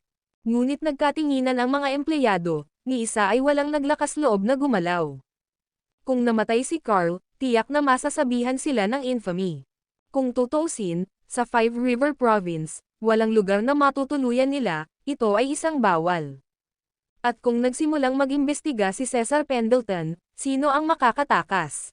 Nakatayo lang sila doon na deadlock, iniisip na kung mawalan ng buhay si Carl, maaari silang sumugod para ipaghiganti siya. Ang isang matalinong tao ay hindi nagdurusa sa harap ng kanyang mga mata, huwag hayaan ang isang sandali ng katigasan ng ulo na masira ang iyong sarili. Malakas na sigaw ng isang empleyado. Sa pamamagitan nito, binibigyan din niya ng paraan ang kanyang amo. Kung hindi, paano aaminin ni Carl ang kanyang mga pagkakamali sa harap ng napakaraming empleyado? Paano siya humingi ng tawad? Mas mahalaga ang mukha kaysa buhay. Ngunit kung mawalan ka ng iyong buhay, ano ang silbi ng mukha? Mas mahusay na lunukan ang iyong pagmamataas at humingi ng tawad ng mabilis, upang mabawasan ang paghihirap. At saka, ito ay Five River Province, makakalabas pa kaya ang kabilang partido? Hindi sila makakaalis sa Five River Province ng kalahating hakbang. Imposible. Kahit mamatay ako ngayon, may ibabagsak akong kasama. Sobrang tigas ng ulo ni Carl. Hindi lang dahil nainsulto siya, ngunit higit pa sa hindi niya kayang lunukan ang kaiya-hiya. Ngunit wala ni isa man sa mga empleyado ang nang-ahas na umasenso. Anong problema? Noon lang, sa loob ng Water Pearl Hotel, lumabas si Allen kasama ang isang grupo ng mga tao. Siya ay parehong bodyguard ni Miguel Abbott at ang seguridad para sa Water Pearl. Sa isang mahigpit na kahulugan, ang katayuan ni Allen ay lubos na nakahihigit kaysa kay Carl. Total, ang isa ay personal na tauhan ng amo, habang ang isa ay empleyado lamang ng amo. Madalas din silang makitungo sa isa't isa, at napakapamilyar sa isa't isa. Kuya Allen, dumating ka na. Isang empleyado, nang makitang lumabas si Allen, mabilis na tumakbo para salubungin siya. Ako ay Big Dog, nagtatrabaho ako sa ilalim ni Carl. Sabi niya, tumango at yumuko. Sa presensya ng isang tulad ni Allen, hindi siya nang ahas na magpakita ng kahit kay titing na kawalan ng respeto. Oh, naalala kita. Anong nangyari? Nasaan si Carl? Laming-galinga si Allen pero hindi niya nakita si Carl. Bakit ang daming tao? Wala ka namang balak na basurahan ang venue ko, di ba? Pabirong sabi niya. Sa Five River Province, ang sinumang maglakas loob na basagin ang lugar ng Water Pearl ay malamang na may sakit sa buhay. Sa kakayahan ni Octavius, walang maglalakas loob na gawin ang ganoong bagay. Kuya Allen, andyan si Carl. Medyo nahihirapang sabi ng empleyado. Masyadong nakakahiya ang magkaroon ng sariling amo na naapakan sa ilalim ng paa ng isang tao. Ngunit walang tumulong dito. Ito ay Water Pearls, isang ari-arian ni Octavius. Ang pakikialam kay Allen sa sandaling ito ay itinuturing pa rin na isang maingat na hakbang. Damn! Ito, laking gulat ni Allen nang makita si Carl na naapakan sa lupa. Kahit na ano, ang kabilang partido ay isa sa mga tauhan ni Cesar Pendleton. Ang hiyain siya sa ganoong karumal-dumal na paraan ay medyo labis. Pero nang dumilat siya at makita kung sino ang nakatapak sa taong iyon, mas lalong kumirot ang puso niya. Kuya Davenport, ikaw. Napalunok siya ng laway, medyo nawalan ng salita. Ang isang tao na kahit si Octavius ay hindi maglakas loob na masaktan, siya ba ay maglalakas loob na magbitaw ng isang salita ng hindi pagsang-ayon? Wala lang, may sumusuway, at tinuturuan ko lang siya ng leksyon. Nakangiting sabi ni Julius Reed. Mr. Octavius, huwag kang makinig sa kalokohan niya. Sinaktan muna ng anak na ito ang kapatid ni Carl at saka pinaluhod si Carl para humingi ng tawad. Galit na umungal ang malaking aso. Ngayong nakatalikod na si Allen, nabawi niya ang tiwala niya. Kalokohan. Sampal. Sinampal ni Allen ang empleyado, pinadalhan siya ng dugo. Siya ay likas na malakas, at ang sampal ay dumating ng walang babala. Kuya Allen, nakahiga ang malaking aso sa lupa, lubos na hindi maintindihan ang nangyari. Wala naman siyang sinabing mali. Ang sitwasyon ay eksakto tulad ng inilarawan niya. Pero bakit siya sinaktan ni Allen? Lahat sila ay magkakilala, at ang relasyon ni Carl kay Allen ay hindi masyadong masama. Talaga bang hindi bibigyan ni Allen ng ganoong paggalang sina Carl at Cesar Pendleton? Ngunit hindi siya nang ahas na magsalita ng isa pang salita, dahil siya ay isang empleyado lamang. At isa pa, personal bodyguard siya ni Octavius. Wala sila sa parehong antas, hindi kahit sa parehong liga. Walang paghahambing. Sa sandaling ito, pati si Carl na nakahandusay sa lupa ay nabigla. Nahihiya na marinig si Allen na papalapit, tiyak na nakakahiya ang pagtapak sa paa. Ngunit dahil dumating si Allen, malulutas ang isyo. Itong insidenteng ito sa entrance ng Water Pearl, kung may lumabas na balita, hindi lang basta-basta ang pagkawala ng mukha sa kanya, kundi mapapahiya rin si Allen. Akala niya ay papasok na si Allen at aalagaan si Julius Reed, at pagkatapos ay makakapaghiganti siya. Kahit paano bugbugin si Julius Reed, naisip na niya. Ngunit ang pagliko ng mga pangyayari ay ganap na hindi inaasahan. Sinampal ni Allen ang kanyang empleyadong Big Dog na lumilipad ng walang anumang paunang babala. Natigilan ang lahat, pati na ang mga bodyguard ni Allen na nasa likuran niya. Kuya Allen, anong klaseng laro ang ginagawa mo? Nanganganib na matamaan ang isang empleyado at humakbang pasulong upang tulungang makabangon si Big Dog. Brother Davenport, paano mo gustong pangasiwaan ito? Walang pakialam si Allen sa mga halimaw na ito, sa halip ay tumingin siya ng diretso kay Julius Reed. Kuya Davenport, ito ang tanong sa isip ng lahat. Sino si Brother Davenport? Kung kuya ang tawag ni Allen sa kanya, tiyak na hindi siya basta-basta. Hindi lang siya, si Simeon Kensington at ang iba pa ay naguguluhan din.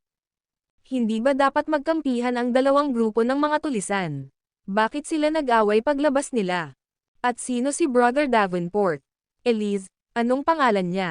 Si Julius Reed, syempre. Nang matapos magsalita si Elisiero, sa kanya napagtanto kung sino ang tinutukoy ni Allen. Damn, anong kakilakilabot na scumbag? Bigla siyang tumawa. Ang video na ito ay edited by Urban Storytelling. Kabanata 149, mga kaisipan ng babae sa lungguhit isa. Ang sigaw ni Elisiero ay agad na nakakuha ng atensyon ng lahat. Ang mga individual na nakatayong magkasama ay naglabas na ng aura ng mabangis na determinasyon. Ngunit ang kanyang pagtawa ay madaling nabasag ang kapaligirang iyon. At ginawa nitong tila awkward ang lahat. Ubo, Elise, kung gusto mong mamatay, huwag mo kaming kaladkarin pababa. Isang alon ng takot ang bumalat sa grupo. Sa pagiging magkasama, lumalakas na ang tensyon. Ngayon, sa pagtawa ni Elise, itinuro niya ang lahat ng puot sa kanila.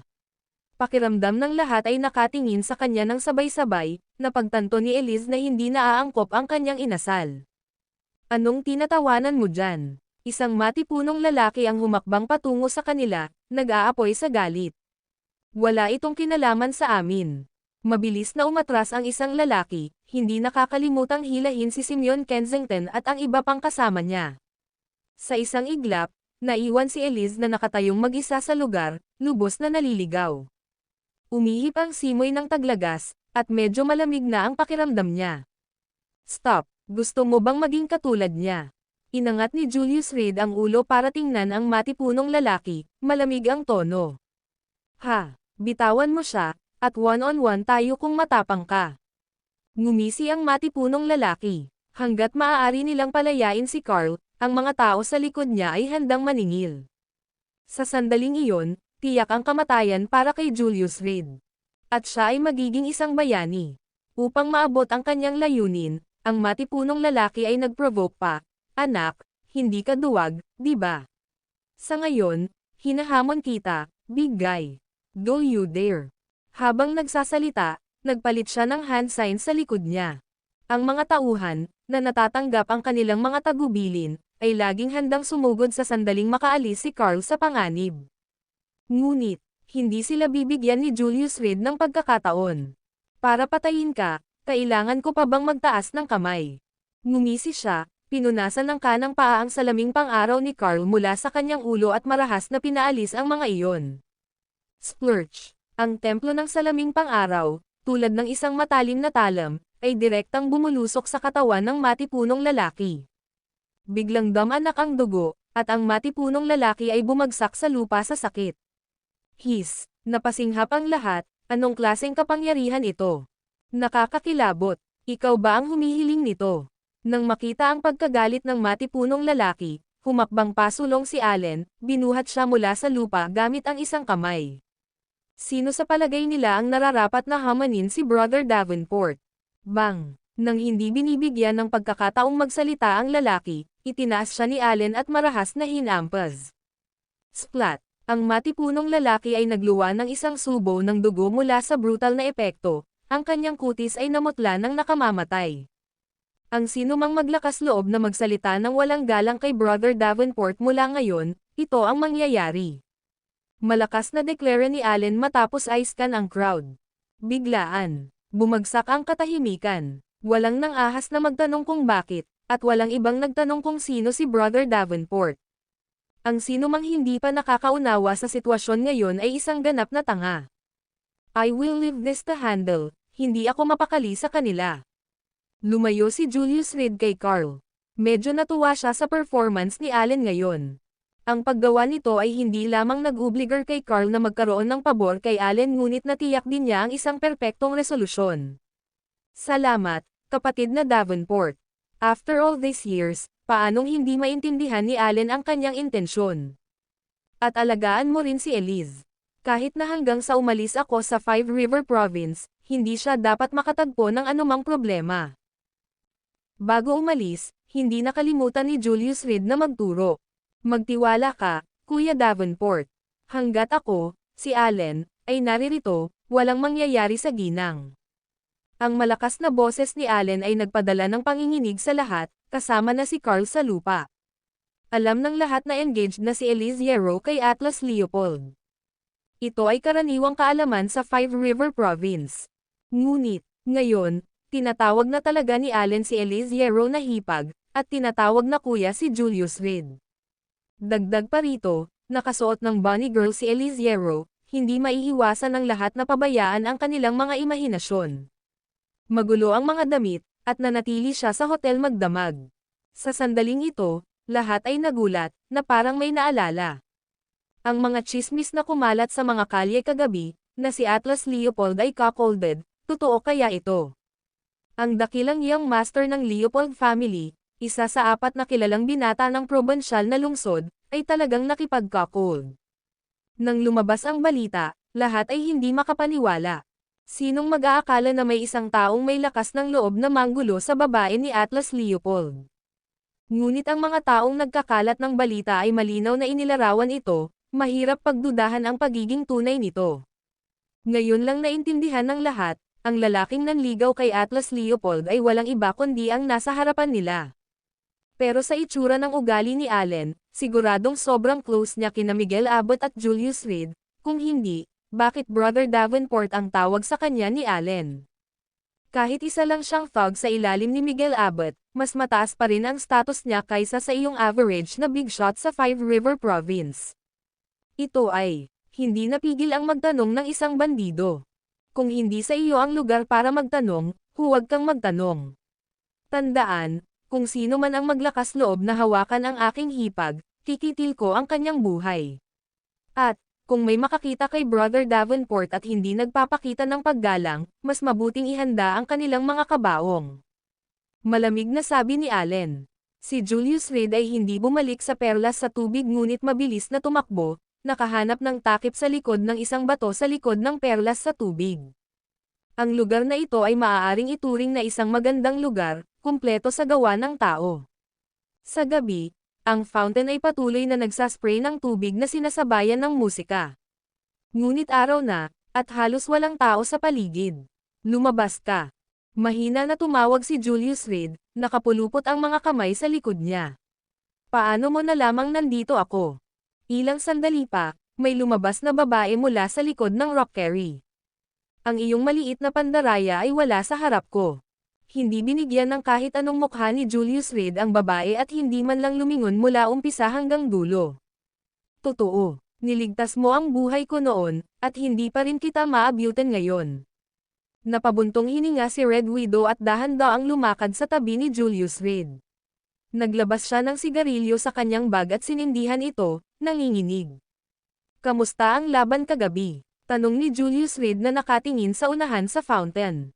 Dahil sa sumasabog na ugali ni Red Widow, tiyak na babalik siya para lumaban, at hindi niya hahayaang mangyari ang mga bagay ng ganoon kadali. 5 metro lang ang layo ko sa kanya, ngunit ang halaga para sa 5 metrong ito ay masyadong malaki. Huminga ng malalim si Red Widow ng kanyang sigarilyo, at nagsimulang hamupa ang panginginig ng kanyang katawan. Ngunit nagawa kong patayin ang higit sa kalahati ng mga Shadow Warriors na inupahan niya. Ngayon, malamang naabala siya sa pagbabayad, at sa pagkakaalam ko, ito ay magiging isang astronomical sum. Tumulo, patuloy na umaalingaw-ngaw ang tunog ng pagbagsak ng likido. Ang iyong mga kasanayan ay hindi gaanong kahanga-hanga, ha? Pang-aasar ni Julius Reed. Not bad. I can't compare to you, but dealing with those guys is more than enough. May isang mabigat na martial artist kagabi, parang kasama si Deep Cold, I think he was after you. Sabi ni Red Widow sa pagitan ng mga puff, pabilis ng pabilis ang paghinga niya. Dapat alalahanin mo muna ang sarili mo. Umiling si Julius Reed, nataman ng 7 darts at hindi pa rin patay, napakahirap mong patayin. Puno ng dugo si Red Widow, tumutulo pa rin.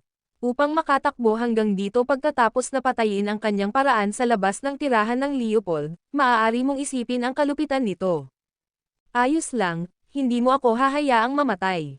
Pilit na ngumiti si Red Widow at itinapon ang upos ng sigarilyo sa lupa. Isang beses mo na akong niligtas noon, hindi masakit na gawin ito sa pangalawang pagkakataon. Dinurog niya ang upos ng sigarilyo sa ilalim ng kanyang paa, ipinikit ang kanyang mga mata, at napaatras sa isang iglap. Ang mga pagkana ng isang babae ay talagang mabigat. Umiling si Julius Reed, medyo walang magawa. Sa Five River Province, walang lugar na mas ligtas kaysa sa tabi niya. At alam ni Red Widow, siguradong hindi siya hahayaang mamatay ni Julius Reed. Wala na sana siya noon, at mas mababa pa ngayon. Sa palagay ko kailangan ko pang gumanap bilang mabuting tao. Binuhat ni Julius Reed si Red Widow, nakangiti habang nagsasalita. Ang video na ito ay edited by Urban Storytelling. Kabanata 150, ang may-ari ng Wilson Building sa Lungguhit 1. Sa loob ng Pearl on the Water Hotel. Ang Red Widow ay nakahiga sa isang malaking kama habang ang 3 doktor ay nagmamadali, sinusuri siya. Mr. Reed, ang babaeng ito ba ay? Maingat na nagtanong si Miguel Abbott mula sa gilid. Kalahating oras ang nakalipas, nakatanggap siya ng tawag mula kay Julius Reed. Hinihiling sa kanya na maghanda ng isang kama, isang silid, at 3 doktor. Ang medyo naguguluhan na si Miguel Abbott ay dinala ang mga bagay na ito kay Julius Reed, ngunit nakita niya ang isang babaeng puno ng dugo. Para sa isang boss na ka-level niya, may ilang pribadong doktor sa kanyang pagtatapon. Hindi lamang sila mataas ang kasanayan, ngunit sila ay naninirahan din sa loob ng Pearl on the Water Hotel. Kung tungkol sa kama at silid, maraming matitira sa Pearl on the Water. Pagdating sa silid, sinimulan ng mga doktor ang kanilang nagmamadaling pagsusuri. Habang nanonood mula sa gilid, naramdaman ni Miguel Abbott ang lamig hanggang sa kanyang mga buto. Hindi pa banggitin ang labis na pagkawala ng dugo ng babae, kinuha ng mga doktor ang ilang ulo ng dart sa kanyang katawan. At ang ilan sa mga pinakamapanganib ay halos mabutas ang kanyang puso. Maingat na inoperahan ng mga doktor, na patuloy na tumutulo ang pawis mula sa kanilang mga noo. Isang matandang kakilala, ayoko lang siyang mamatay. Kung hindi talaga siya maliligtas, wala akong pagsisihan. Nakangiting sabi ni Julius Reed, nakapulupot ang mga kamay sa likod niya. Ang Red Widow ay napakatuso, kahit na maraming beses siyang nasaktan, walang nakamamatay. Bukod dito, sa Five River Province, walang sino man maliban kay Julius Reed ang makakagarantiya ng kanyang kaligtasan habang siya ay walang malay. Mukhang malubhang nasugatan siya, ngunit hindi siya mamamatay. Sino ang gumawa nito? Hindi maiwasang magtanong ni Miguel Abbott. Ang mga pinsala ay napakalubha na naisip niyang hindi siya nito maliligtas noong una. Ngunit sa ilalim ng galit na pagsisikap ng mga nagpapawis na doktor, isang buhay ang tuluyang binawi mula sa bingit. Ang pamilya Leopold. Baka gusto mong magtanong tungkol sa nangyari sa mga Leopold kagabi. Sa tingin ko, magiging interesado ka, Boss Abbott, walang itinago si Julius Reed. Dahil nakasakay na si Miguel Abbott sa kanyang barko, wala nang babalikan. Sa Five River Province, tuluyan na siyang tutol sa iba pang major players. Bagamat hindi pa sila hayagang nahuhulog, sandali na lamang. Sige, alamin mo. Iminuwestro niya ang isang bodyguard na nakatayo sa likuran niya. Tumango ang bodyguard at naglakad palabas ng kwarto. Anong uri ng paghihiganti ang nagbunsod sa kanya upang humingi ng kamatayan sa tirahan ng Leopold? Umiling si Miguel Abbott. Bilang isang kilalang pamilya sa Five River Province, ang mga pinansyal at human resources ng Leopolds ay hindi maihahambing.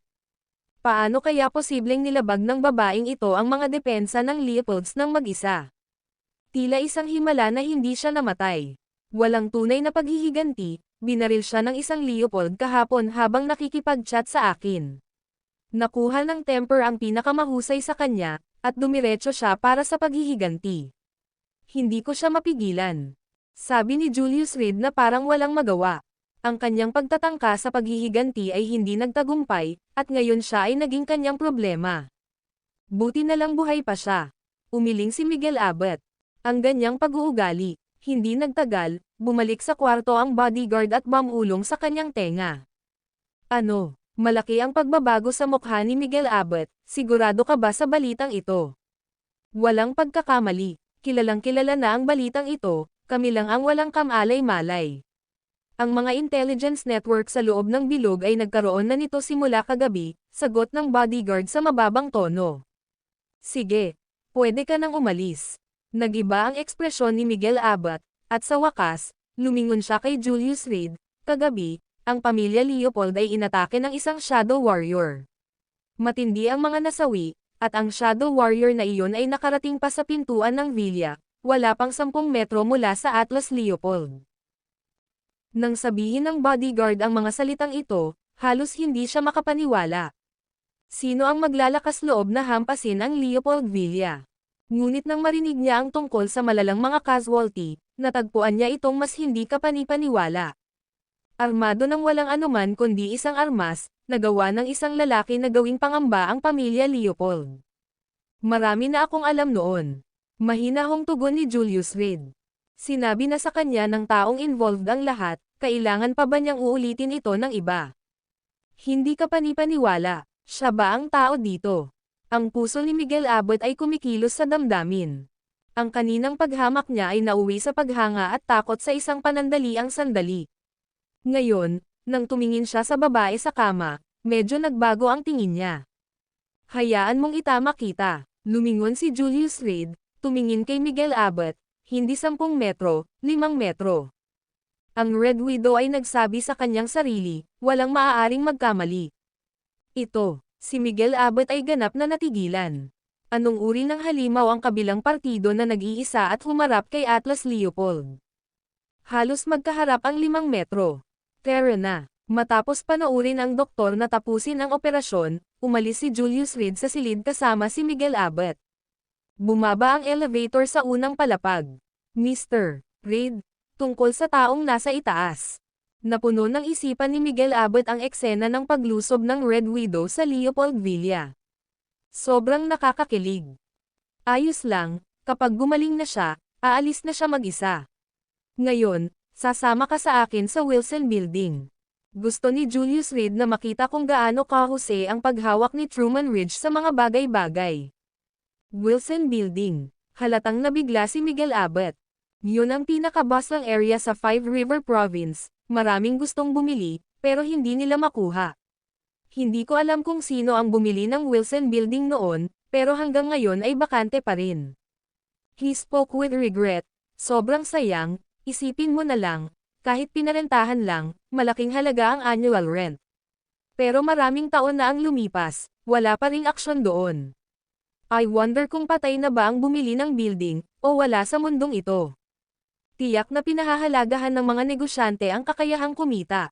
Gayunpaman, ang Wilson Building, tulad ng isang mataong office tower sa pangunahing lokasyon ng Five River Province, ay nananatiling hindi na ibenta.